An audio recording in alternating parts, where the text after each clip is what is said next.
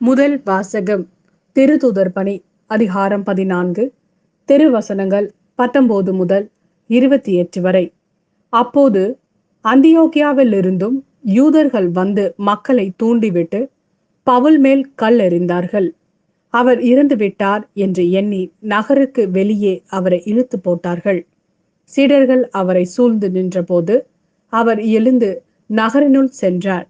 மறுநாள் அவர் பர்னபாவுடன் தெருவைக்கு புறப்பட்டு சென்றார்.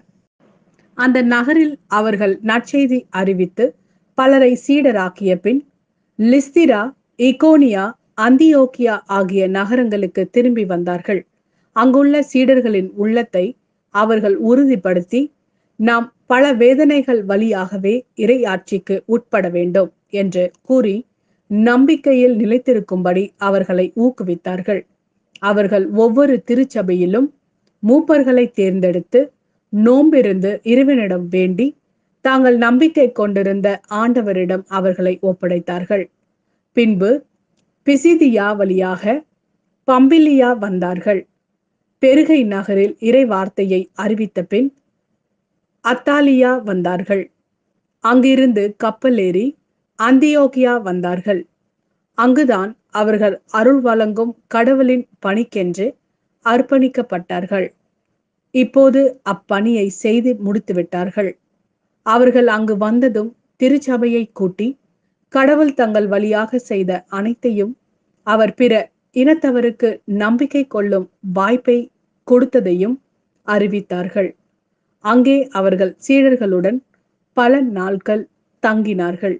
இது ஆண்டவரின் அருள்வாக்கு. இறைவா, உமக்கு நன்றி. யோவான் எழுதிய நற்செய்தி அதிகாரம் 14, திருவசனங்கள் 27 முதல் 31 வரை. அமைதியை உங்களுக்கு விட்டு செல்கிறேன், என் அமைதியையே உங்களுக்கு அளிக்கிறேன். நான் உங்களுக்கு தரும் அமைதி உலகம் தரும் அமைதி போன்றது அல்ல.